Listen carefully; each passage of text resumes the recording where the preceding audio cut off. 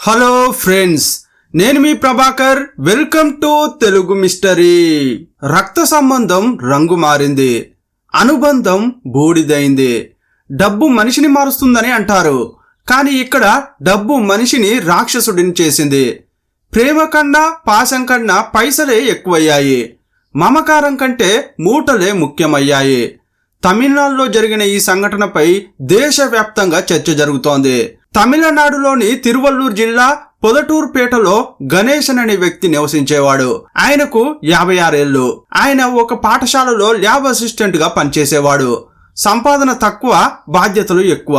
ఆయనకు 2 కొడుకులున్నారు. పెద్ద కొడుకు పేరు హరిహరన్, అతనికి 27 ఏళ్లు. చిన్న కొడుకు పేరు మోహన్ రాజ్, అతనికి 25 ఏళ్లు. వారిద్దరూ పెద్దగా చదువుకోలేదు. ఆ ఇంట్లో ఒక్క గణేశన్ పనిచేస్తే కుటుంబం అంతా ఆ సంపాదన మీదే బతకాలి. గణేశన్, అతని భార్య, 2 కొడుకులు అని నలుగురికి గణేశన్ తెచ్చే జీతమే జీవనాధారం. పిల్లలకు చదువు అబ్బకపోతే కూలీనాలో చేసి తండ్రికి తోడుగా ఉండాలి. కానీ ఏ పని చేయకుండా గాలికి తిరిగేవారు. చెట్టంత కొడుకులు చూపులకే శూరులు అన్నట్లు తయారయ్యారు. తండ్రి తెచ్చే జీతం డబ్బులు సరిపోక ఆ ఇంట్లో ఆర్థిక ఇబ్బందులు తలెత్తేవి. ఆ ఆర్థిక ఇబ్బందులే నిత్యం గొడవలకు నిప్పురాజేసేవి. 2025 అక్టోబర్ 22వ తేదీన ఉదయం ఆ ఇంటి నుంచి భయంకరమైన కేకలు వినిపించాయి. ఎప్పట్లాగే ఆ ఇంట్లో ఉండేవారు అరుస్తున్నారని మొదట చుట్టుపక్కల వారు అనుకున్నారు. కానీ గణేశన్ భార్య, అతని 2 కొడుకులు బాగా ఏడుస్తున్నారు. అప్పుడు ఏం జరిగిందని నైబర్సు ఆ ఇంట్లోకి వెళ్లి చూడగా గణేశన్ మంచంపై గాఢ నిద్రలో ఉన్నాడు. ఉదయాన్నే అతడిని నిద్ర లేపుదామని కుటుంబ సభ్యులు వెళ్తే అపస్మారక స్థితిలో ఉన్నట్లు గుర్తించారు. అతని శరీరాన్ని పరిశీలించినప్పుడు మెడ భాగంలో పాము కాటు వేసిన గుర్తు కనిపించింది. కాబట్టి అతడు పాము కాటు వల్ల చనిపోయాడని అంతా అనుకున్నారు. అంబులెన్స్ కు సమాచారం ఇచ్చారు. అంబులెన్స్ వచ్చి గణేశన్ ను ఆసుపత్రికి తీసుకెళ్లింది. కానీ అతను కొన్ని గంటల క్రితమే మరణించి ఉండవచ్చని వైద్యులు చెప్పారు. ఒక వ్యక్తి అన్యాయంగా పాము కాటు వల్ల చనిపోయాడే అని అంతా ఆ కుటుంబంపై జాలిపడ్డారు. సాధారణంగా ఇలాంటి కేసులు వచ్చినప్పుడు ఆసుపత్రి వాళ్ళు పోలీసులకు సమాచారం ఇస్తారు. పోలీసులు కూడా వచ్చి ఏం జరిగిందో వివరాలన్నీ రాసుకుంటారు. ఏ కేసులోనైనా అనుమానం రానంత వరకు నార్మలే అనిపిస్తుంది. ఈ కేసులో కూడా పెద్దగా అనుమానాలు ఎవరికీ కలగలేదు. కానీ ప్రతి కేసులో క్యాజువల్ విచారణ ఉంటుంది. పోలీసులు అలా దర్యాప్తు చేస్తుండగా కొన్ని దిగ్భ్రాంతి కలిగించే విషయాలు తెలిసాయి. గణేశన్ చనిపోవడానికి దాదాపు 10 రోజుల ముందే అతడిని ఒక పాము కరిచింది. ఆ సమయంలో అతడిని హుటాహుటిన ఆసుపత్రికి తీసుకెళ్లడంతో బతికాడు. కానీ ఈసారి మాత్రం కాపాడలేకపోయారు. అప్పుడు పోలీసులకు ఒక అనుమానం కలిగింది. అదే కోవలో విచారణ చేస్తుంటే ఒక వ్యక్తికి 10 రోజుల వ్యవధిలో ఒకదాని తర్వాత మరొకటిగా పాములు ఎలా కరుస్తాయి? ఒకసారి ఒక పాము కరిస్తే ఇంకోసారి మరో పాము కరిచింది. ఈ సందేహంతో పోలీసులు కేసును లోతుగా దర్యాప్తు చేయడం ప్రారంభించారు. ఇదే విషయం డాక్టర్లను కూడా అడిగారు. వారేమన్నారంటే, పోస్ట్ మార్టం రిపోర్ట్ రానివ్వండి, పాము అతడిని ఎలా కరిచింది, అసలు ఏం జరిగిందనే పూర్తి వివరాలు మీకు చెబుతామని అన్నారు.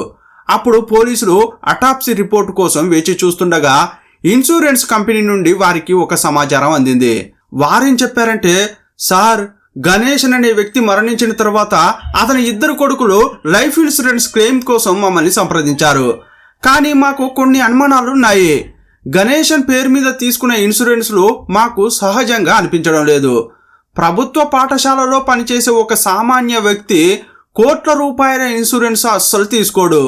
దానికి ప్రీమియం కూడా చాలా ఎక్కువగా ఉంటుంది. అందువల్ల మాకు చాలా అనుమానాలు ఉన్నాయి అని చెప్పారు. మీరు దర్యాప్తు చేసి రిపోర్ట్ ఇవ్వండి. ఇది ప్రమాదమే అని మీరు చెప్పే వరకు ఇన్సూరెన్స్ డబ్బులు విడుదల చేయబోమని చెప్పారు.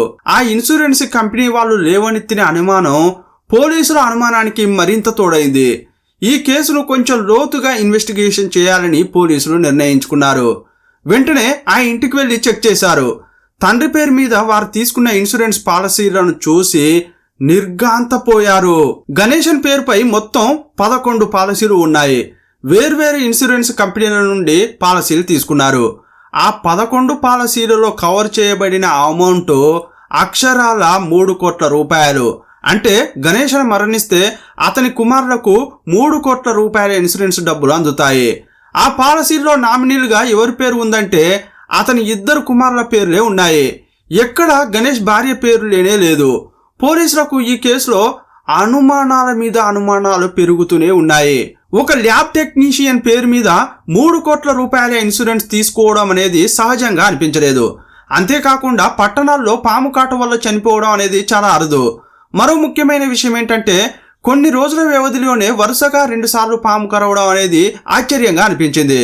పోలీసులు ఈ కేసును విచారిస్తుంటే పాము కన్నా విషపూరితమైన నిజం బయటకొచ్చింది. అది తెలిసాక తమిళనాడు మొత్తం షాక్ గురైంది.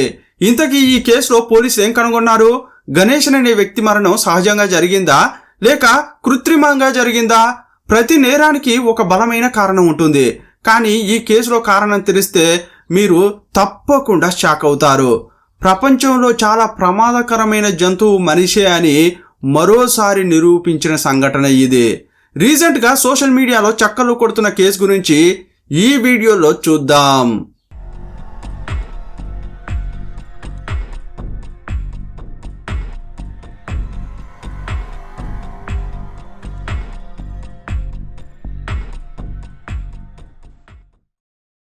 ఏదైనా ఘోరం జరిగినప్పుడు కుటుంబ సభ్యులను సంప్రదించి అసలు ఏం జరిగిందని పోలీసులు తెలుసుకుంటారు.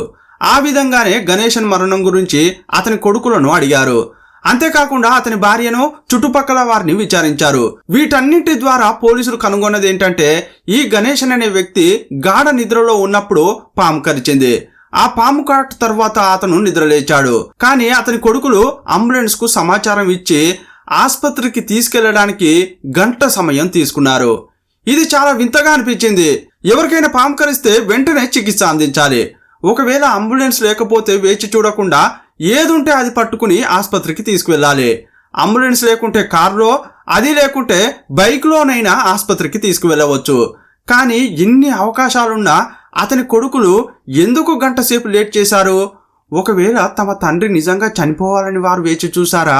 ఉద్దేశపూర్వకంగానే అలా చేశారా అని పోలీసులు సందేహపడ్డారు. వీటన్నింటికీ మించి ఇంకో పెద్ద అనుమానం కూడా తలెత్తింది. దానికి కారణం ఏంటంటే గణేశన్ మరణించాడని వైద్యులు చెప్పిన 10 నిమిషాల్లోనే ఈ ఇద్దరు కొడుకులు ఇన్సూరెన్స్ కంపెనీకి ఫోన్ చేసి, సార్ మా నాన్న చనిపోయాడు, మేము డబ్బులను ఎలా తీసుకోవాలి అని అడిగారు. శవాన్ని పక్కన పెట్టుకుని వారు ఇన్సూరెన్స్ కంపెనీ వాళ్ళను అడిగిన విధానం అందరినీ షాక్ అయ్యేలా చేసింది. ఆరోగ్యంగా ఉన్న తండ్రి చనిపోతే పిల్లలు గుండెలవిసేలా ఏడుస్తారు. కానీ ఈ ఇద్దరి ప్రవర్తన డిఫరెంట్ గా అనిపించింది. అందువల్ల పోలీసులు వెళ్లి గణేశన్ కుమారులను ప్రశ్నించారు.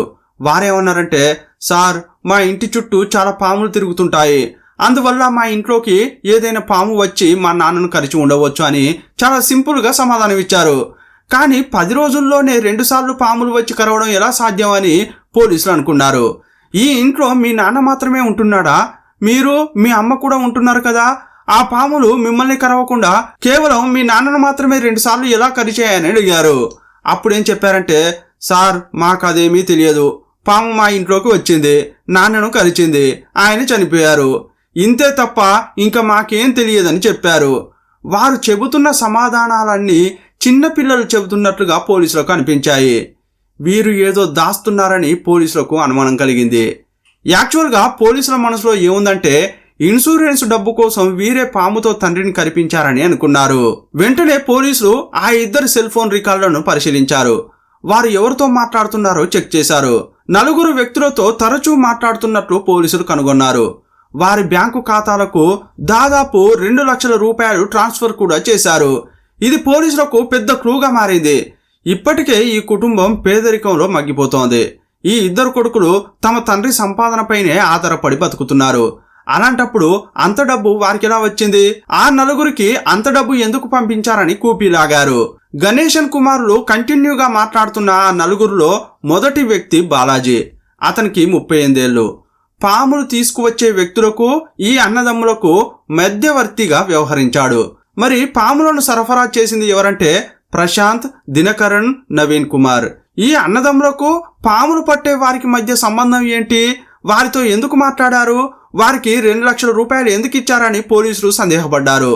ఇప్పటి వరకు లభించిన డేటాను లింక్ చేసి చూస్తే అసలు విషయం తెలియవచ్చింది. 2025 డిసెంబర్ 6వ తేదీన ఈ కేసులో అనుమానితులైన అన్నదమ్ములను మిగతా 4 స్టేషన్కు తీసుకెళ్లారు. 6గురిని సెల్లో వేసి ఎంక్వైరీ చేశారు. నిజం నిప్పు లాంటిది. అది ఏదో ఒక రోజు వెలుగులోకి రావాల్సిందే. ఆ టైం ఇప్పుడే వచ్చింది. విచారణలో ఆ 4 వ్యక్తులు ఏం చెప్పారంటే, సార్ పామును సరఫరా చేసింది మేమే అనగానే సీన్ అంతా పోలీసులకు అర్థమైపోయింది. ఇక అన్నదమ్ములను విచారించినప్పుడు అన్ని వాస్తవాలు చెప్పడం మొదలుపెట్టారు. ఆ అన్నదమ్ములు ఏం చెప్పారంటే, సార్ ఇన్సూరెన్స్ డబ్బుల కోసం మా నాన్నను చంపాలని అనుకున్నాం. అందుకు ఒక పాము కావాలి. మొదట పాములు పట్టే వారి దగ్గర నుంచి ఒక పాము తీసుకున్నాం. ఆ తర్వాత మా నాన్న పడుకున్నప్పుడు అతని కాలుపై కరిచేలా చేశాం. కానీ వెంటనే అతడు మంచంపై నుండి లేచాడు. ఆ తర్వాత బిగ్గరగా అరిచాడు. అతను చేసిన శబ్దానికి చుట్టుపక్కల వారు పరిగెత్తుకుంటూ వచ్చారు. అతడిని ఆసుపత్రికి తీసుకెళ్లి కాపాడారు. దాంతో ప్లాన్ అంతా తలకిందులైంది. ఇక మరోసారి పాములు పట్టే వారిని సంప్రదించి మరో పామును తీసుకున్నాం. అక్టోబర్ 22వ తేదీన తెల్లవారుజామున తలుపులు తెరిచాం. నాన్న గాఢ నిద్రలో ఉండగా పామును తీసుకెళ్లి అతనిపై వేశామని చెప్పారు.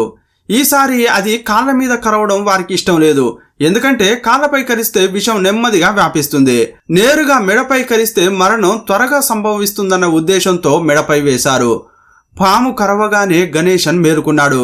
ఎదురుగా ఉన్న 2 కొడుకులను చూసి, పాము కరిచింది, ఆసుపత్రికి తీసుకెళ్ళండిరా అని అడిగాడు. కానీ వారు మాత్రం తండ్రి అరవకుండా నోరును మూశారు. అతని అరుపులు విని చుట్టుపక్కల వారు ఆసుపత్రికి తీసుకెళ్తే ఈసారి కూడా ప్లాన్ ఫెయిల్ అవుతుందని అనుకున్నారు. గంట పాటు లేట్ చేశారు. గణేశన్ మైకంలో పడిన తర్వాత బయటకు వచ్చి డ్రామాలు మొదలు పెట్టారు. అయ్యయ్యో మా నాన్నను పాము కరిచింది, ఎవరైనా వచ్చి కాపాడండి అని అరిచారు. కానీ అంబులెన్స్ కు కాల్ చేయడంలో తాత్సారం చేశారు. యాక్చువల్ గా అప్పటికే గణేశన్ చనిపోయాడని వారికి బాగా తెలుసు. ఆ తర్వాత అంబులెన్స్ రావడం, ఆసుపత్రికి తీసుకెళ్లడం, డాక్టర్లు చనిపోయినట్లు చెప్పడం వెంటనే జరిగిపోయాయి. ఆ అన్నదమ్ములు చెప్పిన దాన్ని బట్టి ఇక్కడే మోటివ్ స్పష్టంగా ఉంది. తండ్రిని చంపి ఇన్సూరెన్స్ డబ్బులు కొట్టేయడమే ప్లాన్ అనేది పోలీసులు తెలుసుకున్నారు. ఆ 2 అబ్బాయిలకు ఉద్యోగాలు లేవు. ఉద్యోగాలు లేకపోతే ఏదైనా పని చేసుకుని డబ్బు సంపాదించాలి. కానీ వారు ఒళ్ళొంచి పని చేయాలని అనుకోలేదు. అడ్డదారులు వెతికారు. అప్పుడు వారికి ఈ ఆలోచన వచ్చింది. ఇదంతా వారు 1 లేదా 2 రోజుల్లో చేసింది కాదు. చాలా రోజులు దీనికోసం ప్లాన్ చేశారు. వేర్వేరు ఇన్సూరెన్స్ కంపెనీల నుండి తండ్రి పేరు మీద 11 పాలసీలు తీసుకున్నారు. పాలసీలు అయితే తీసుకున్నారు, కానీ ప్రీమియంలు కట్టడానికి కూడా చాలా కష్టపడ్డారు. ఎంతో కష్టపడి ప్రీమియంలు చెల్లిస్తూ సరైన అవకాశం కోసం వేచి చూశారు. వారు మొదట హత్యను ఒక ప్రమాదంగా చిత్రీకరించాలని అనుకున్నారు. కానీ పాము కాటు ద్వారా ఈజీగా చంపొచ్చని, ఎవరూ లోతుగా విచారించరు అని అనుకున్నారు. కానీ పోలీసులు పక్కాగా విచారణ చేసి గుట్టును రట్టు చేస్తారని అస్సలు ఊహించలేదు. యాక్చువల్గా నేరస్తులు తామే తెలివి కలవారమని, తమను ఎవరూ పట్టుకోలేరని అనుకుంటారు. అదే ఉద్దేశంతో తప్పులు చేస్తారు. కానీ వారు అజ్ఞానంతో ఆలోచిస్తున్నారని అప్పుడు తెలియదు. ఒకవేళ అప్పుడే తెలిసినట్లయితే తప్పులు చేయరు. ఈ కేసులో కష్టపడకుండా కోట్లు సంపాదించాలనే ఉద్దేశం కన్న తండ్రిని కడతీర్చేలా చేసింది. కన్న కొడుకులే కన్న తండ్రిని చంపడం నిజంగా హృదయ విదారకమైన విషయం. 25 ఏళ్లు ఆయన పిల్లలను పెంచి పెద్ద చేశాడు. తండ్రికి వయసైపోయిన సమయంలో ఇన్నాళ్ళు పెంచి పోషించిన తండ్రిని వారు జాగ్రత్తగా చూసుకోవాలి. కానీ వారు అదంతా మర్చిపోయి తండ్రి చావు ద్వారా డబ్బు సంపాదించాలని అనుకున్నారు. అందుకోసం ప్లాన్ చేసి మరీ చంపారు. సమాజంలో కష్టపడే తత్వం తగ్గితే ఇలాంటి దారుణాలే జరుగుతాయి. కష్టపడి పనిచేయద్దు, కానీ కనిపించిందల్లా కావాలి. చెమట చిందొద్దు, కానీ ఈజీగా మనీ రావాలంటే ఎలా సాధ్యమవుతుంది? అడ్డదారులు ఎప్పుడూ మనిషిని అగాధంలోకి నెడతాయి. ఇన్సూరెన్స్ అనేది రక్షణ కోసం ఉండాలి, కానీ హత్యకు ప్రేరేపించకూడదు. పాముకు పాలు పోసి పెంచినా అది విషం మాత్రమే కక్కుతుంది. అది దాని సహజ లక్షణం. కానీ ఇక్కడ ప్రేమతో పెంచిన కొడుకులు కల్మషం నిండిన మనసుతో కర్కశం చూపారు. చనిపోయిన తండ్రి వారి కలలోకి వచ్చి, నన్ను ఎందుకు చంపారురా? మీకోసమే కదరా నేను కష్టపడ్డాను, మీకే కదరా నా సర్వస్వం దారపోశాను అని ప్రశ్నిస్తే ఈ కొడుకులకు సమాధానం చెప్పే దమ్ముందా? రెక్కలు ముక్కలు చేసుకుని చెట్టంత వారిని చేస్తే బదులుగా వారు ప్రాణం తీశారు. నేరం ఎప్పుడు ఒంటరిగా రాదు, అది తనతో పాటు శిక్షను కూడా తీసుకొస్తుంది. ఇప్పుడు ఆ అన్నదమ్ములు కటకటాల్లో నోట్లు లెక్క పెట్టుకుంటారో పొరపాట్లు లెక్క పెట్టుకుంటారో కాలమే నిర్ణయిస్తుంది. ఈ కేసుపై మీ అభిప్రాయం ఏంటో కామెంట్ బాక్స్లో రాయండి. మరో వీడియోలో మళ్ళీ కలుసుకుందాం. అంతవరకు సెలవు. జై హింద్.